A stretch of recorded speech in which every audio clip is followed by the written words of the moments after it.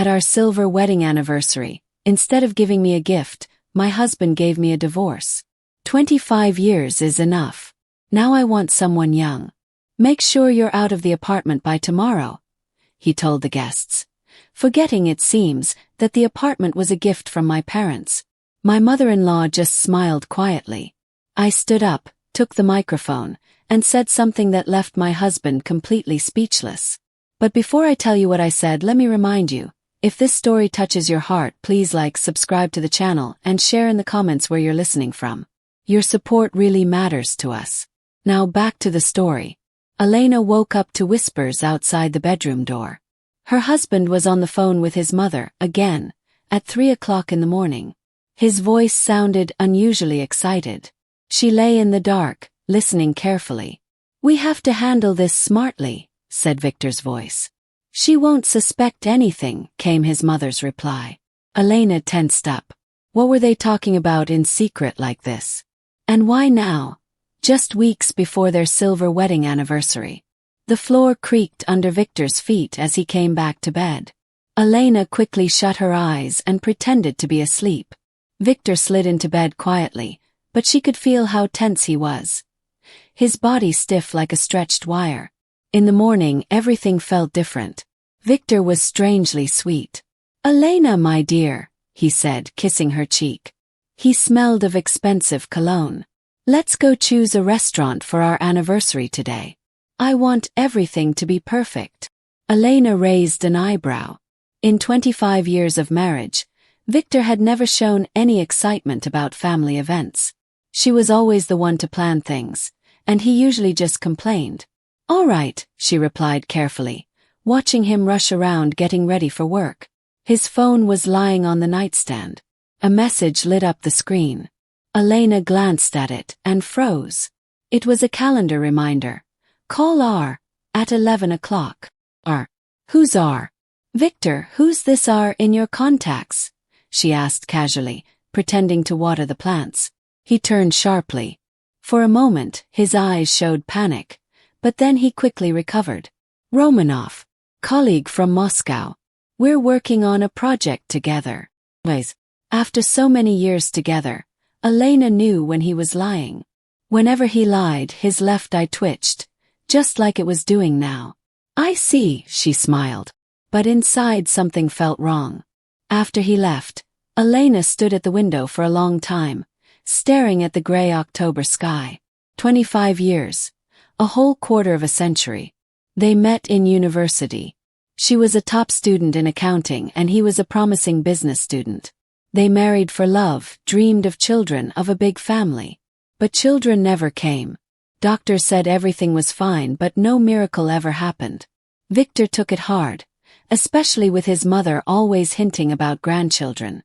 Eventually they accepted being childless. They found joy in other things. Time together, travel, building careers. But now, something had changed. Something big. The doorbell rang, pulling her out of her thoughts.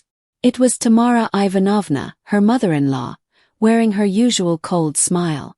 "Elena dear," she said, walking in without waiting to be invited. "How are you? Getting ready for the big celebration?" Tamara was always polite, but distant. In 25 years, she never once called Elena daughter. The most affection she showed was calling her Elena dear. "Yes, slowly getting things ready," Elena replied, leading her into the living room. "Victor wants to celebrate at a restaurant." "Well, that's the right thing to do," Tamara said brightly. "A nice place with people. Not just some small family dinner no one remembers." She looked around the living room, clearly judging the furniture. Elena recognized that look. Tamara always liked to remind her that her apartment was bigger and better. Then Tamara sat down and said, "By the way, I was thinking about the future. Victor's already 53, and we have no grandchildren. Maybe you should think about writing the apartment over to future grandchildren, just in case." Elena felt a chill. "What grandchildren, Tamara Ivanovna? We don't have any kids." "Well, I meant my brother's grandkids," she said with a wave of her hand. "Good boys, they study, they work. Otherwise, the state will take everything when the time comes." Elena slowly set her teacup down on the table. So, where do you keep the apartment documents?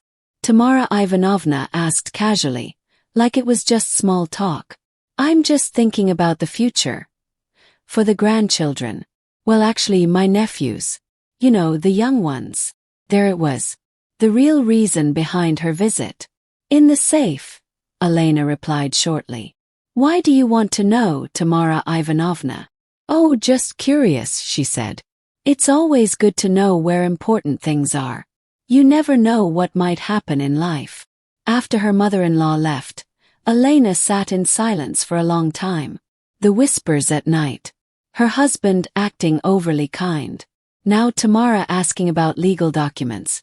The puzzle pieces were starting to come together, and the picture they formed wasn't good. She walked over to Victor's computer. He usually didn't hide anything. The password had always been something simple like the day they met. But this time the screen asked for a new password. He had changed it. Her heart began to race. In 25 years of marriage, Victor had never hidden anything from her before. They used to trust each other completely. She tried a few guesses. His birthday. Didn't work. His mother's birthday. Well, then she tried their wedding date backwards. The screen lit up. She opened the browser history. And what she saw made her stomach turn. How to file for divorce with joint property. Spouse rights during property division. Legal tips for divorce. All searched in the past 2 weeks. Elena's hands trembled as she scrolled down. How to keep the apartment during divorce. Tricks lawyers use in divorce cases. Suddenly the phone rang. It was her friend Sveta. Lena, hi. You won't believe what I just saw. I saw Victor in a jewelry store on Tverskaya. With a young woman. They were looking at rings. She was all over him. Sveta, Elena interrupted softly. Describe the woman. About 30, blonde, very polished.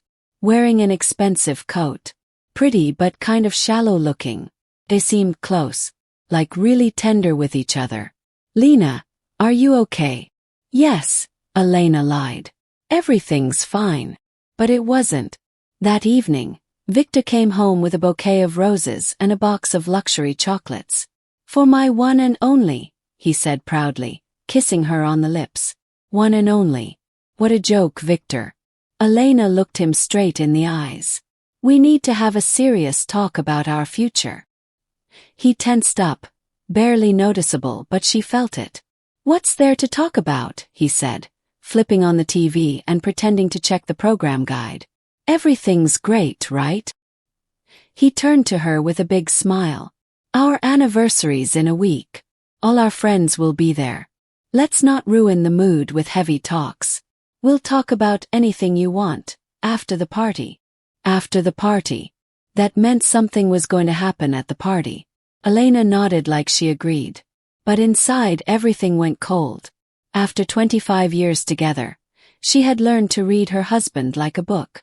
And now she could feel it. He was preparing something. Carefully. Methodically. With the help of his mother. And probably a lawyer too. But Victor didn't know one important thing. One tiny detail that could ruin all his plans completely. And Elena had no intention of telling him yet. The next morning, Elena woke up with a heavy feeling in her chest. Like someone had told her she had a serious illness. And now she had to learn to live with it. Victor left early for a meeting and skipped breakfast. A meeting, Elena thought bitterly. She already knew who he was meeting. At 11 a.m. the home phone rang. Victor had left his mobile phone at home. It was face down on the kitchen table. Elena didn't answer the call, but the voicemail picked up. She heard Tamara's voice. Vitya, it's Mom. I spoke to Romanov. Everything can be arranged. The main thing is, she must not suspect anything until the very moment. Call me when you're free. Romanov, the colleague from Moscow. Now everything made sense. Elena felt like the floor had disappeared beneath her feet. 25 years. A whole quarter of a century. And now the man she built her life with was planning to betray her like it was some kind of business deal. She walked over to Victor's forgotten phone. A new lock screen. It used to be the day they first met. September 1st, 1999. Now it asked for a 6-digit code. She tried Tamara's birthday. Didn't work. Their wedding anniversary. Still no.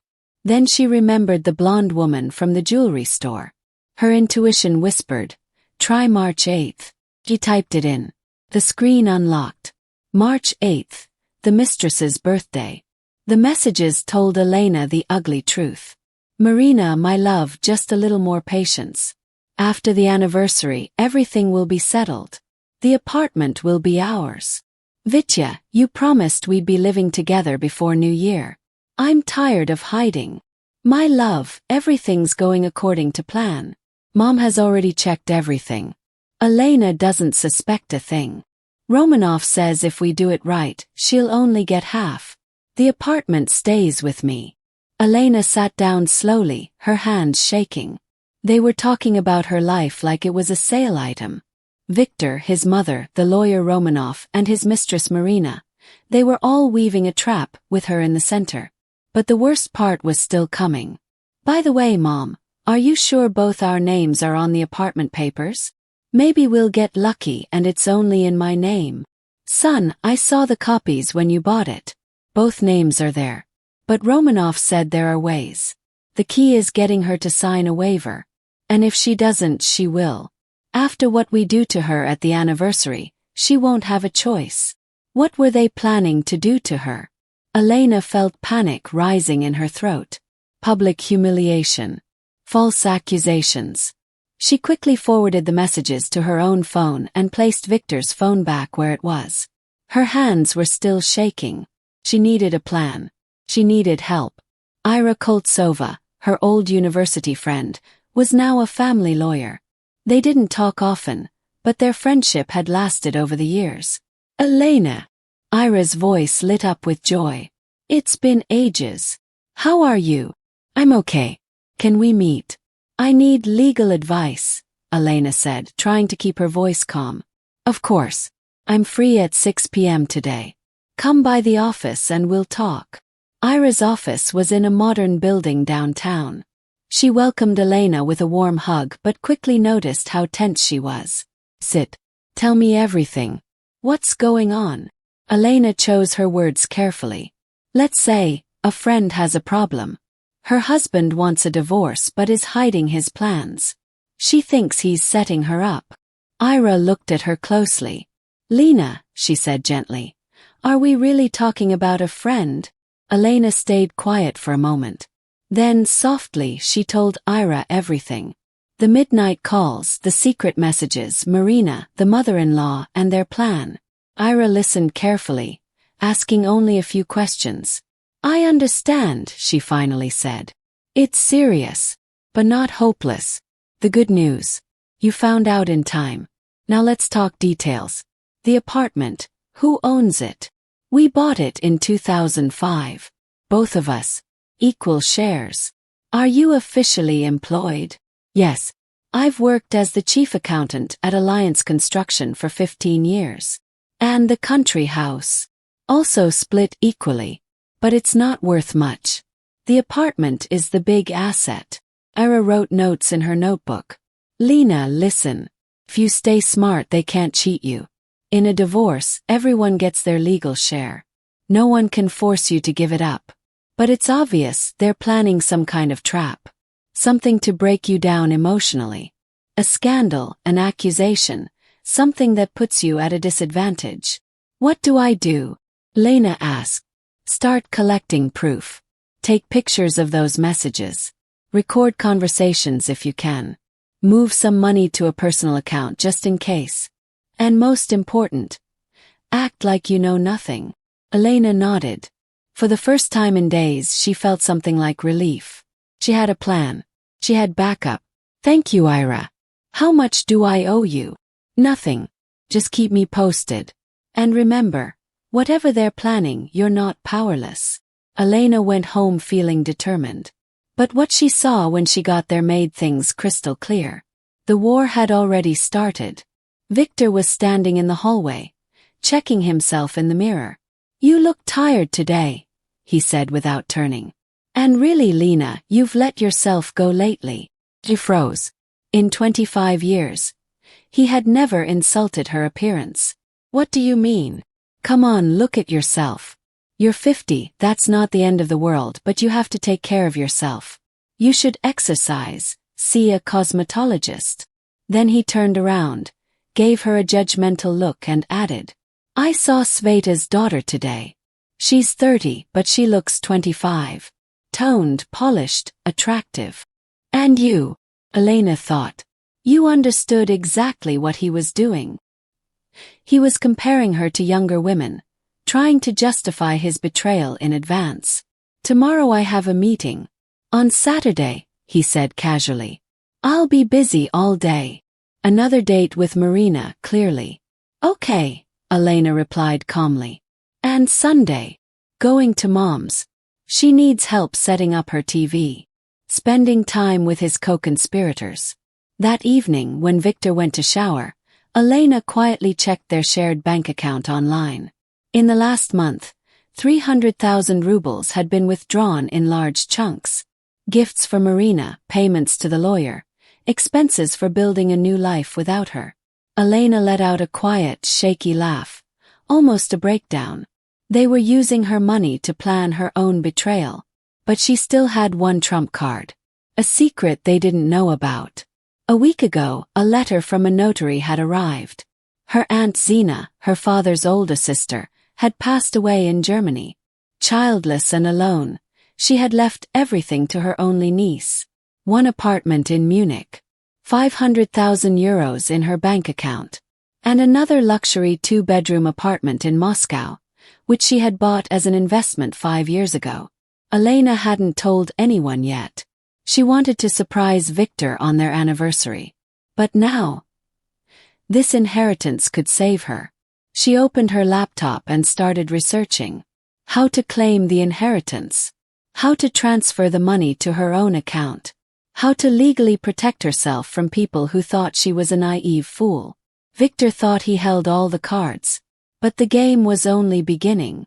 On Monday morning, Elena woke up with a clear plan. Step 1, go to a notary. But not the one who handled Aunt Zina's case. She went to an old acquaintance, Pyotr Semyonovich, who had once helped them buy their apartment. He welcomed her warmly. Elena Nikolaevna, it's been years. How are things with Viktor Andreevich? Pyotr Semyonovich, I need your help, Elena said seriously as she walked into his office. She looked around, making sure they were alone. But it must stay confidential. The notary's smile faded. He nodded seriously. Of course. Have a seat. I'm listening. Do you remember the apartment we bought on Sadovaya Street back in 2005? You handled the paperwork. Of course I remember. A good apartment in a good building. Do you happen to recall whose money was used for the purchase? I mean, who was the original buyer? He frowned and flipped through a thick folder. Wait a moment. Ah, yes, here it is. I remember now. It was a bit unusual. The apartment was technically a gift from your parents. The money came from their account. And the gift agreement listed you as the recipient. Viktor Andreevich was added later, 2 months after, as your husband. Elena felt warmth spread through her chest. So, it was considered premarital property. Legally speaking, yes, Pyotr confirmed. Your parents gifted it to you before your husband was added to the deed. In a divorce, this makes a big difference. He can only claim part of it if he proves he invested heavily in renovations or upgrades. Elena smiled to herself. Victor never spent a dime on the house. She had paid for every minor renovation herself over 20 years. Can I get a statement confirming that? She asked. Of course. Come back tomorrow afternoon. I'll have it ready. When Elena left the notary's office, she felt like a completely different woman. For the first time in days, strong and protected. But an even bigger surprise was waiting at home. A courier delivered a thick envelope from Germany. Inside were the official inheritance documents from Aunt Zina. Elena quickly scanned the papers. The German lines were accompanied by translations. One apartment in Munich, valued at 800,000 euros. A bank account with 570,000 euros. And another apartment in Moscow, right by the Patriarch Ponds, 120 square meters, elite 2-bedroom.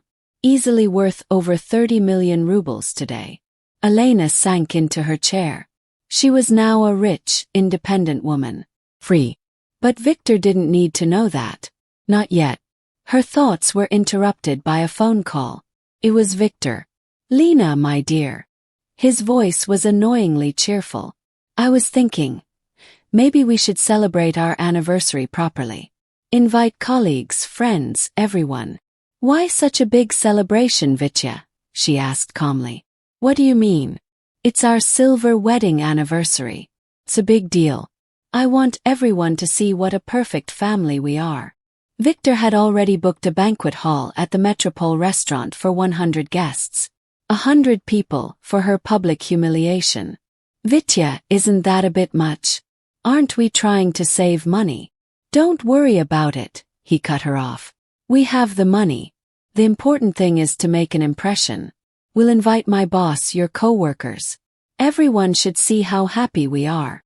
How happy they are, Elena thought bitterly. What a fake, cynical lie. "Fine," she gave in. "Whatever you say." "Great. I've got to run partners meeting. We'll go over the details tonight." Partners. Elena already knew what that really meant. That evening, Victor's mother, Tamara Ivanovna, came by. With a gift. "Dear Lena," she said, handing her an envelope. "This is for you. From me, personally." "What is it?" "A meeting with a very good lawyer I know. He's a specialist in family law. You never know when it might come in handy." Elena opened the envelope. Inside was a business card for lawyer Romanoff and a note. "Free consultation on family matters anytime." "Why would I need this, Tamara Ivanovna?" Lena asked. "Oh, just in case," her mother-in-law shrugged. "You never know in life. Family issues, property disputes. It's better to be prepared." The audacity was unbelievable. They were giving her a lawyer who was helping them plan her betrayal. "Thanks," Elena said dryly. "Very thoughtful. I just care about you, my dear daughter-in-law." Daughter-in-law. For the first time in 25 years, she'd called her that. Right before stabbing her in the back. After Tamara left, Elena started cleaning the house. In Victor's jacket pocket, she found a crumpled business card. Romanoff Igor Petrovich. Family law attorney. Divorce. Property division. Child support. That same lawyer from Moscow. Later that night, Victor came home late. Happy and a bit drunk. "Lena!" He hugged her, smelling of expensive perfume. "Everything's ready. The restaurant's booked, menu chosen. It's gonna be amazing." "Vitya, what's that perfume on you?" "It's not yours." "Oh, he hesitated. "I was in the elevator with a neighbor. She had really strong perfume. Got on my clothes." Another lie. "By the way," he walked over to the window. "I decided I'll give a special speech at the anniversary. About our life, our future plans." "What plans?" Lena asked. "You'll see. It's a surprise." Surprise. Elena shivered. That night she couldn't sleep. Her head was spinning. Around 2 a.m., she heard Victor whispering on the phone in the hallway. She quietly got out of bed, tiptoed to the door and listened. "Mom, everything's going to plan. The restaurant's booked, guests are invited. After my toast, it'll all go smoothly." "Are you sure she won't suspect anything?" "Of course not. She's naive like a child. She's always trusted me, she still does. What if she refuses to sign the papers?" "She won't. After what I say publicly, she'll have no choice. Everyone will see what she's like. You know what I mean." "Vitya, maybe don't do it in front of everyone. Can't you do it at home, quietly?" "No, Mum. Exactly in front of everyone. Then she won't make a scene or ask for explanations. She'll run home, and Romanoff will be there waiting with the documents. Clean. Quick. No drama." "Does Marina know?" "Of course. She'll even come to the party. to meet everyone as my new assistant. And then she'll become the new woman of the house. My son, you're cruel. Not cruel, Mom, practical. 25 years is enough. I have a right to happiness, even if it's at her expense. Elena went back to bed, but she couldn't sleep. Oh, Marina would be at the party, watching Elena get humiliated. And afterward, she'd take over the home. That's what they thought. But Elena had her own plan. In the morning, she went to the bank, opened a private account in her name and transferred half the money from their joint account. If Victor wanted to spend money on his mistress, he could now use his half, not hers. Next, she went to the notary office to get a formal statement proving the apartment had been hers before the marriage. Then to her office. Boris Mihailovich, she entered her boss's office. Do you have a minute? Of course, Elena Nikolaevna. Come in. Something wrong? No, not exactly. I just wanted to give you a heads up. I might be going through a rough personal situation soon. A divorce. He looked concerned. Really? Thought everything was fine. Victor just invited me to your anniversary party. Yes, that's why I'm letting you know now. If things go sideways, I'm hoping I'll still have your support. I promise, my work won't suffer. Elena Nikolaevna, he said firmly. You've been our best chief accountant in 15 years. Whatever happens, your job is secure. That evening, while Victor was away at yet another meeting, Elena opened the documents from her inheritance. She needed a plan, a clear, well-thought-out plan for any situation. There was still an empty apartment in Moscow. Aunt Zina had been renting it out through an agency, but the contract ended a month ago. Elena could move there right after the divorce. She also had money in a German bank, enough for years of financial independence. But most importantly, she had proof that the Moscow apartment was hers before marriage. That was something Victor definitely didn't expect. Tomorrow was the anniversary. Tomorrow he planned to destroy her. But he was the one who would be hit instead. Elena put the documents in the safe and smiled. On Thursday morning, she went to the German consulate. She needed to officially complete the inheritance paperwork. To access Aunt Zina's accounts, the consul, an older German man with a neat beard, carefully looked over the documents. Everything's in order, Frau Sokolova. Your aunt was a very thoughtful woman. The bank accounts will be unlocked within a week. And the apartment in Moscow. Ownership transfers to you immediately. He handed her the papers. You're free to use the apartment however you want. Elena carefully placed the papers in her bag.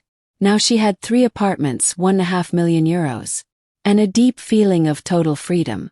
At the bank, she opened another account, a foreign currency one, to transfer the German money. The bank consultant, a young woman, looked at the documents in awe. Wow, you got really lucky with this inheritance. Yes, Elena smiled. My aunt was a wonderful woman. As she walked out of the bank, she felt light inside. For the first time in many years, she was truly free. Victor could plan whatever he wanted. It no longer concerned her. But the meeting waiting for her at the Metropole restaurant felt like a slap in the face. Elena had gone there to check on the preparations for the anniversary. At the entrance, a young blonde in a fancy coat was chatting on the phone. Vitya, darling, it's all just amazing, she chirped. The hall is huge, the setup is gorgeous. You promised we'd live in a big apartment soon. And I'm already imagining all the parties I'll host. Marina, her husband's lover, stood just 2 meters away, excitedly discussing their future together. Elena froze, quietly studying her rival. Beautiful, no doubt. Around 30, perfect figure, well-groomed hair, polished nails. But her eyes were empty, cold, calculating instead of warm. Of course I know tomorrow will be awkward, Marina continued. But you said after your speech she'd understand everything.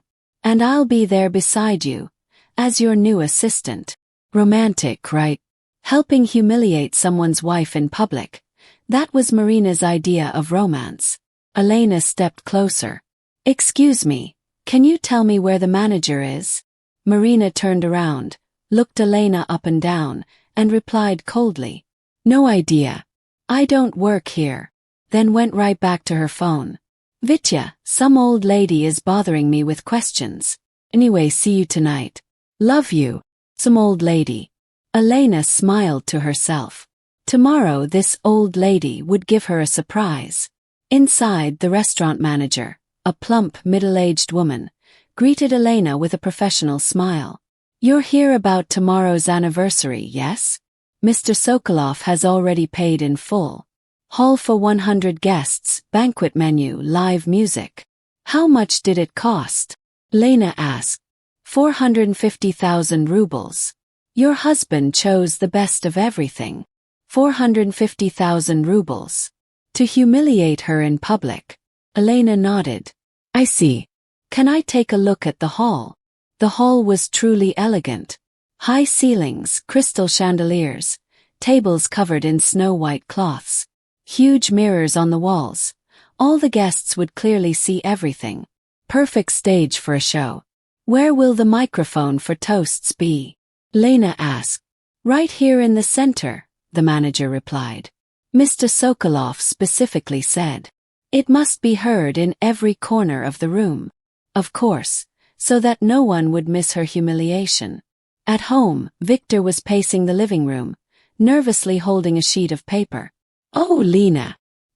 He quickly stuffed the paper in his pocket. Where were you? At the restaurant. Checking the setup. And? It's impressive, she said calmly. 450,000 for one evening. Was he serious? Victor flinched. How do you know how much it cost? The restaurant manager told me, said Elena calmly. Vitya, isn't that a bit too much? We have other plans, remember. He waved it off. Don't worry. We have the money. What matters most is impressing the guests. Guests. Or his girlfriend. That evening Victor's mother, Tamara Ivanovna, came over, excited and fussing. Vitya, my son, are you ready? Did you memorize your speech? Of course, Mom. Everything will be perfect. Don't worry. She patted his shoulder proudly. Your speech will make a big impression. Everyone will see that you made the right choice. The right choice. Elena watched them from the kitchen, feeling anger boil inside her. Mom, what if she causes a scene? Victor asked. She won't, Tamara said confidently. With that many people around, she'll stay calm. She's well-mannered. She'll deal with it later at home. And will Romanov be ready? Of course. The papers are prepared. She just needs to sign them. After your speech, she'll have no choice. Elena quietly went to the bedroom and took her documents out of the safe. A certificate proving the apartment was hers before marriage. The inheritance documents. A new bank statement. She placed everything into a folder. Tomorrow those papers would change everything. Late that night, after Tamara left, Victor locked himself in his office. Elena could hear him practicing his speech, mumbling to himself. She crept closer and listened at the door. Dear friends, today is a special day. 25 years ago I made a choice I thought was right. But life moves on, people change, and sometimes you have to admit your mistakes.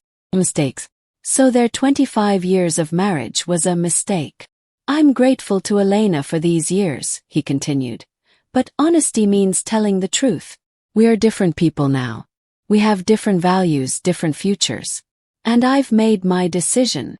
His voice faded. But the meaning was clear. Elena went back to the bedroom and lay on the bed, still dressed. She couldn't sleep anyway. In the morning, Victor woke up cheerful. Lena, he said, fixing his tie in the mirror. Today's a special day. Yes, our anniversary. Not just that. He turned to her with a strange smile. Tomorrow your life will change. And so will mine. Completely. What do you mean? You'll see. It'll be unexpected. Unexpected, Elena repeated quietly. Vitya, can I ask you something? What? Did you ever really love me? I mean truly love me? He froze, holding his tie. That's a strange question. Why are you asking now?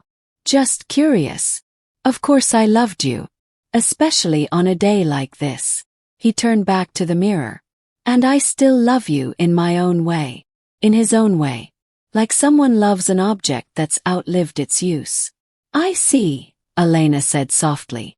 During the day, Victor rushed around, calling the restaurant, checking the guest list, making sure every detail was perfect. By evening, he was tense and impatient. Lena, are you ready? She stood in front of the mirror in a new, dark blue, elegant dress. She had bought it just for this day. Ready. Then let's go. Time to reveal the truth. The truth. Elena picked up her handbag with the documents. Yes, Vitya. It's time for the truth. They drove to the restaurant in silence. Victor nervously tapped his fingers on the steering wheel. Elena stared out the window at the city lights. 25 years ago, they had also sat in silence on their way to the registry office. That silence was filled with excitement and happiness. This one was full of tension and expectation. Lena, Victor said suddenly as they pulled up to the restaurant. Whatever happens tonight, know that I only wish you well. Wish her well. What a joke. Thanks, Vitya, she said with a smile. I hope you get exactly what you deserve. Inside, the Metropole restaurant sparkled like a royal ballroom. 100 invited guests sat at round tables decorated with white roses and golden candles. At the center table sat the happy couple. Elena smiled and accepted congratulations, but inside, she felt like she was holding her breath. At any moment, the blow could come. Lena, you look so beautiful tonight, said her colleague Marina Petrovna. 25 years together. It's so romantic. Yes, Elena nodded, scanning the room. Very unexpected. In the corner of the hall stood that same blonde woman. Marina, Victor's lover. Tonight, she was introduced as his new advertising assistant. She was young, beautiful, wearing an expensive dress, and chatted sweetly with colleagues, pretending to be an innocent employee. Victor Andreevich, congratulations on your silver wedding anniversary, said the director of the company where Victor worked. It's rare to see couples stay strong this long. Thank you, Igor Vladimirovich. Victor shook his hand. It's a special day. I even prepared a speech. Special speech. Elena's throat went dry. Victor's mother, Tamara Ivanovna, was busy walking from table to table, proudly accepting compliments for raising such a fine son and having a wonderful daughter-in-law. Her eyes sparkled. She knew what was about to happen. At a small table in the corner, a quiet man in his 50s sat in a dark suit. Elena didn't know him, but she guessed who he was. Romanov, the lawyer. He was ready for action. Suddenly, the host's voice came through the microphone. Dear guests, may I have your attention? Victor Andreevich would like to give a toast to his wife. Silence fell. All eyes turned to the head table. Victor stood up, took the microphone and smiled widely. Dear friends, he said in a grand tone. Thank you for coming to share this important day with us. 25 years, it's a big number. A whole quarter of a century with one person. The guests nodded and raised their glasses. I've thought a lot about our life together, Victor continued. What connected us, what made us happy, what made us sad. Elena stiffened. It's starting. And I realized something important. People change. What feels right when you're young can turn out to be a mistake. The room grew even quieter. Guests looked at each other, confused. 25 years ago, I chose a life partner based on young feelings. But life has taught me to look at things more clearly. Victor, Elena said softly. What are you talking about? I'm talking about the truth, dear. About stopping the lies, to ourselves and to everyone. He turned to the crowd. His voice now had a sharp edge. My friends, I want to be honest, with you and with myself. I've spent 25 years with a woman who just isn't right for me. She's dull, boring, not the kind of woman a successful man needs. The hall exploded in shocked whispers. Victor, have you lost your mind? Someone shouted. On the contrary, Victor said calmly. I've finally come to my senses. Elena needs to understand it's over. I'm filing for divorce. People froze. Some gasped, some held their breath. Tamara Ivanovna smiled with satisfaction. And more than that, Victor continued, now enjoying the moment, I demand a fair split of our property. Elena must move out of our apartment. It's time to start a new life, a new relationship. He glanced meaningfully at Marina, who stood against the wall, barely hiding her smug smile. Is this some kind of joke? Asked a confused woman. Victor, are you serious? His boss asked angrily. I've never been more serious, Victor replied coldly. I have the right to be happy, and I'm going to use that right.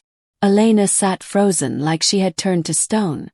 100 eyes stared at her, some with pity, some with confusion, some with shock. This was exactly the public humiliation her husband had planned. Elena Nikolaevna, her boss Boris Mihailovich, rushed over to her. This is madness. Shoo, she whispered. Let him finish. Victor went on. I know this sounds harsh, but life isn't a fairy tale. Sometimes you have to make painful but right decisions. Elena will get what the law says she deserves, and we'll separate like civilized adults. Is that your new girlfriend? One of Elena's friends shouted, pointing at Marina. Marina is a wonderful woman who understands my needs, Victor replied without shame. Unlike some people, that was enough for her. Elena stood up slowly and calmly took the microphone from her shocked husband's hand. Thank you, Victor, she said in a soft, even kind voice. That was very honest. The room went completely quiet. Everyone expected tears, yelling, maybe her running out. But instead, you know, dear guests, Elena continued, Victor is right about one thing. It's time to stop lying. And I also want to tell the truth. Victor frowned.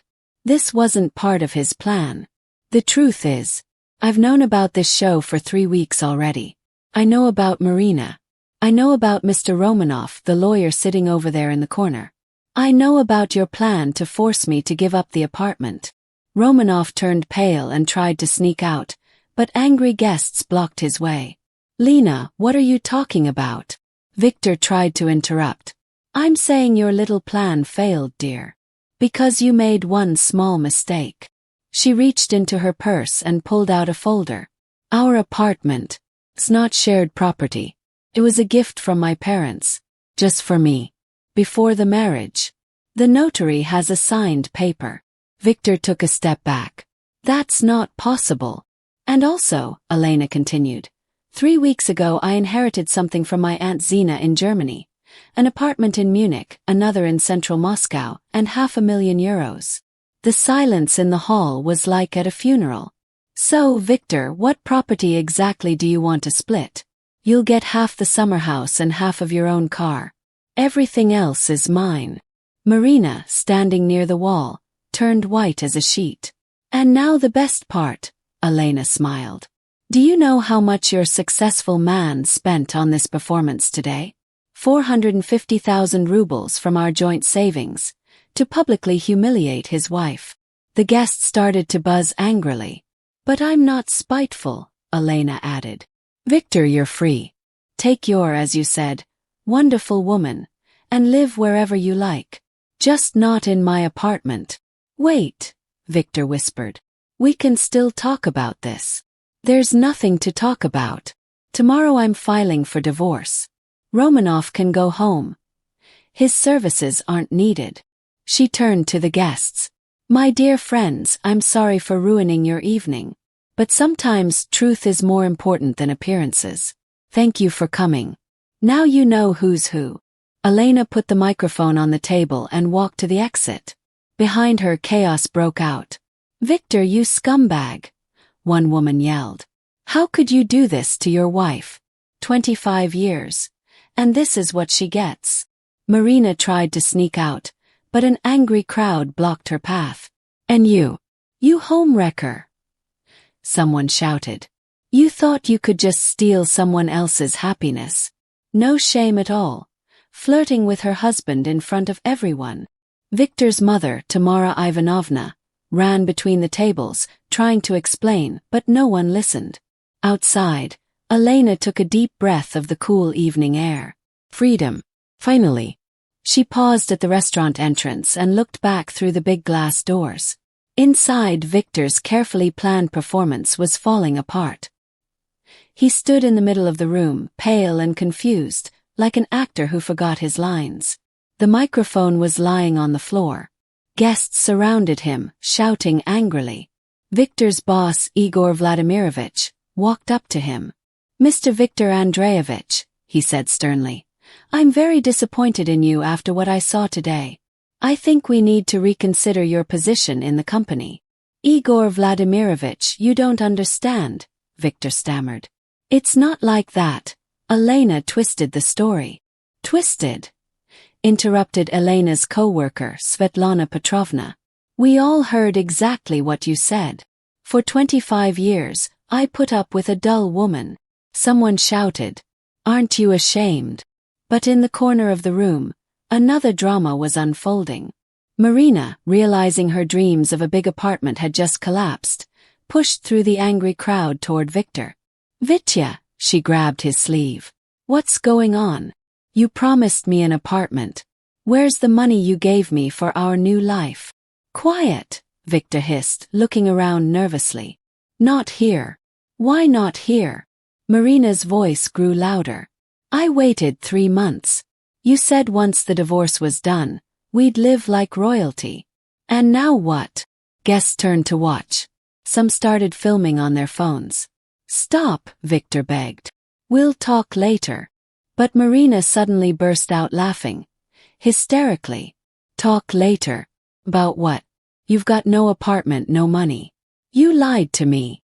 She turned to the guests. "Want to know the truth? This successful man told me we'd be rich. He bought me jewelry with his wife's money, promised me a huge place downtown." "Marina, shut up," Victor shouted, but it was too late. "And guess what? He even took loans using their joint property. Thought his wife wouldn't find out.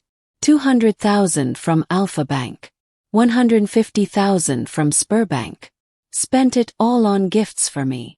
The room fell silent. Even Elena hadn't known that. Victor's mother, Tamara Ivanovna, who had been trying to quietly disappear, suddenly ran to her son. "Vitya, what is she saying? Loans. What inheritance does Elena have?" "Mom, not now," groaned Victor. "What do you mean, not now?" she yelled, grabbing his arms. "I mortgaged my apartment to get you money for that lawyer. And now what? How am I supposed to pay that off?" Another shock. Even his mother was in debt because of this plan. Hold on, said one of the guests. "Let me get this straight. The 3 of you planned to scam Elena." 4, Marina added bitterly. "Don't forget that lawyer, Romanov. He was supposed to make her sign away her apartment." Everyone turned to the corner where Romanov had been sitting. His chair was empty. The lawyer had slipped out unnoticed. "You snake!" shouted Tamara Ivanovna, lunging at Marina. "This is all your fault. You messed up my son's life." "My fault?" Marina snapped. "Your son filled my head with lies. Said his wife was an idiot, said he'd trick her easily." The women nearly got into a fight, but some men stepped in to separate them. "This is outrageous," said one of the guests loudly. "Boris Mikhailovich," someone asked, "doesn't Elena work for you?" "She does," the boss answered firmly. "She's the best chief accountant I've had in 15 years. After this mess, I'm giving her a raise." Then he looked at Victor in disgust. "And you, I suggest you start looking for a new job. With that kind of reputation, you won't get far." Victor looked around in panic. His mother, his mistress, and a crowd of angry guests. He tried desperately to fix things. "People, you don't understand," he shouted. "I have a right to be happy. 25 years, that's a lifetime. I'm tired. Tired." An elderly woman approached him, Elena's Aunt Klava. "And did you ever think how she felt? Living 25 years with a selfish man like you?" "Aunt Klava is right," said another one of Elena's relatives. You should be ashamed of yourself. In our family we never had someone this awful. Thank God Lena figured it all out in time, said her cousin. Otherwise, you would have fooled her for the rest of her life. One of the young guests raised his phone. Guys, let's post this on social media. Everyone should know who this Sokolov really is. Yeah, let's do it, others agreed. Hashtag betrayer of silver love. Let's make it trend. No, wait, Victor begged. Don't. This is my private life. Private? Marina laughed. You humiliated your wife in front of 100 people, and now you want privacy? Guests started leaving. First Elena's family, then her co-workers, then the rest. As they left, each one said something to Victor. Victor Andreevich, said one colleague, after today, I don't know you. Shame on you, muttered a neighbor. How can you show your face now? You're a total disgrace, said one man openly. You made a show out of your wife. 30 minutes later, only the key people were left in the hall. Victor, his mother Tamara Ivanovna, Marina, and a few waiters watching the chaos unfold. So now what? Asked Marina, fixing her messy hair. Vitya, do you even have any money left? From where? Victor groaned. I spent everything on the party. And your gifts? And what about the loans? I don't know. Maybe I'll sell the car. The car? Marina laughed bitterly. That won't even cover one loan. And what about me? I left my ex for you. I don't know, Victor repeated. Tamara Ivanovna sat quietly, her face in her hands. What am I going to tell Romanov now? She moaned. He charges for every consultation, and I spent everything on your mess. Mama. Victor approached her. We'll think of something. Think of what? She looked at him with red, teary eyes. I'm 70 and now I'm homeless, because of your stupidity. You know what? Said Marina, standing up and grabbing her purse. I'm leaving. You two are useless. Vitya, don't call me again. And the money you owe me for the last 3 months. Keep it. Consider it payment for a life lesson. She walked toward the door, then turned around. Your wife, she's impressive. Too bad I only saw that today. A woman like that deserves respect. And she walked out, her heels echoing through the empty hall. Victor and his mother were left alone in the room, surrounded by half-eaten food and knocked-over glasses. Son, Tamara Ivanovna said softly. Maybe it's not too late. Maybe we can go to Elena. Ask for forgiveness. Victor shook his head. It's too late, Mama. Did you see her face? She'll never forgive us. So what now? I don't know, he said again. Honestly, I don't know. Meanwhile, Elena was sitting in a taxi, riding home. She looked out at the city lights. In her purse were the documents for 3 apartments, and proof of 1.5 million euros. The taxi driver, an older man, glanced at her in the mirror. Had a good evening? Yes, Elena smiled. Very good. Actually, life-changing. That's nice. Some days really do change everything. They do, she nodded. Completely. And indeed, her life had changed forever. 3 months later, Elena sat in a courtroom, watching the final collapse of the man who had been her husband for 25 years. Victor looked 10 years older. Gray hair, hollow cheeks, a cheap suit instead of his usual expensive clothes. The judge, an older woman wearing glasses, carefully looked over the documents. Well then, she said after reviewing everything, the court has come to the following decision. The apartment on Sadovaya Street, Building 12, is the wife's property from before the marriage and will not be divided. Victor panicked. His lawyer, no longer the experienced Romanov, but now a young guy from a free legal clinic, just helplessly shrugged. The summer house and land, the judge continued, is considered joint property and will be split 50-50ths. The Toyota Camry will also be divided. Your Honor, Victor's lawyer stood up. My client used the car for work. Denied, the judge said flatly. The car was bought using the family's shared money. Elena stayed silent. Her friend Ira, a lawyer, gave a quiet smile. Everything was going just as they planned. In addition, the judge went on, it was discovered during the case that the husband hid significant debts from his wife. Victor shrank in his seat. A loan from Alpha Bank, 200,000 rubles. A loan from Spur Bank, 150,000. Quick loan, 80,000 rubles. Total debt, 430,000 rubles. But that's his personal debt, the young lawyer said. According to Article 39 of the Family Code, said the judge calmly, debts taken during the marriage are shared. However, since these loans were used for personal reasons and not for the family, the court rules that only the husband is responsible for repaying them. Victor turned pale. All 430,000 rubles were now his problem. The court's final decision, the judge said formally. The marriage between Viktor Andreevich Sokolov and Elena Nikolaevna Sokolova is officially dissolved. The husband receives half of the summer house and half the value of the car. The wife keeps her apartment and all bank savings. No alimony is required, since there are no underage children. With the sound of the judge's gavel, a 25-year marriage was officially over. As Elena walked out of the courtroom, she felt something strange, a feeling of lightness, like a heavy weight had fallen off her shoulders. "Lena," Victor called after her. "Wait." He turned. He was standing on the courthouse steps, holding a folder of documents. "What do you want?" she asked. "I'm sorry," he said quietly. "I was selfish. You didn't deserve what I did." Elena looked at him. Was he truly sorry or just trying to get her sympathy? "Victor," she said calmly, "I don't hate you. We were just different people. You wanted an easy life depending on others. I've always worked for what I have. Can we still meet sometimes? As friends?"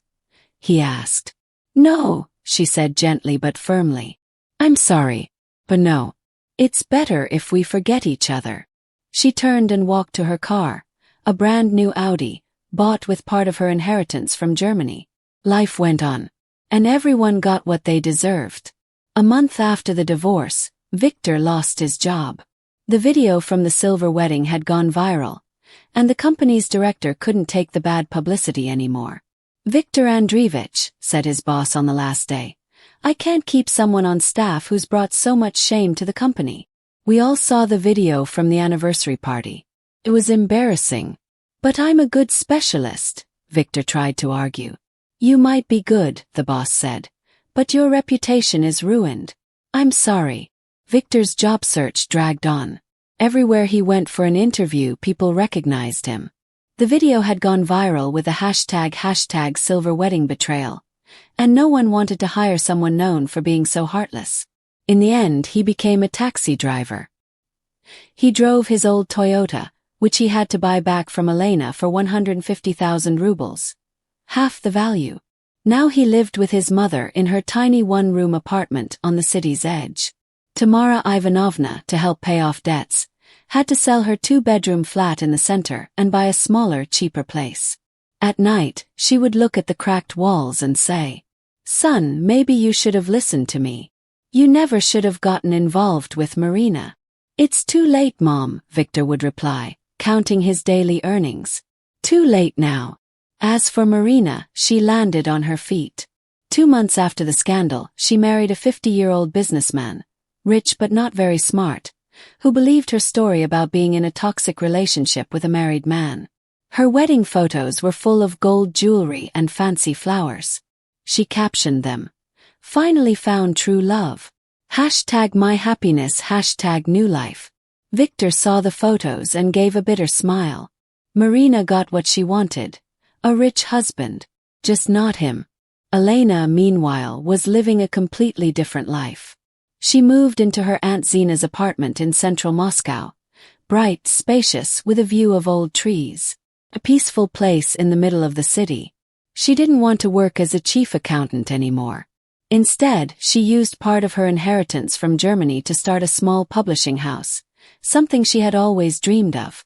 They focused on translating European literature. When she went to resign, her boss, Boris Mihailovich, said, "Elena Nikolaevna, we don't want to lose you. Are you sure?" "Thank you," she smiled. "But I've found my calling. I want to work with books." "Then good luck. You know, after what happened with your ex-husband, many of our female employees see you as a role model. A woman must know how to stand up for herself." One evening, her friend Ira came to visit. "So, happy with how everything turned out?" she asked, looking around Elena's cozy living room. Elena thought for a moment. "I don't feel satisfaction from revenge. More like relief." "But it wasn't revenge," said Ira. "You just defended your rights." "Exactly. I didn't take revenge. I just made sure the truth came out. Sooner or later, truth always wins over lies."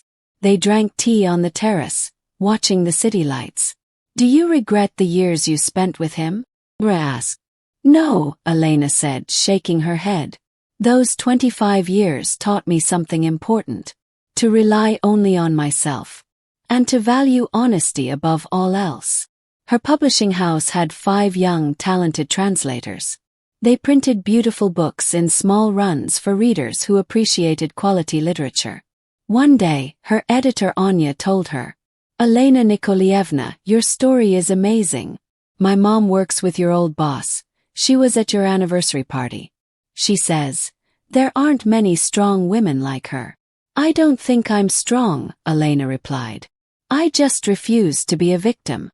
A year later, she received a letter from Victor. "Lena, I don't know if you'll even read this. I just want to say I understand now.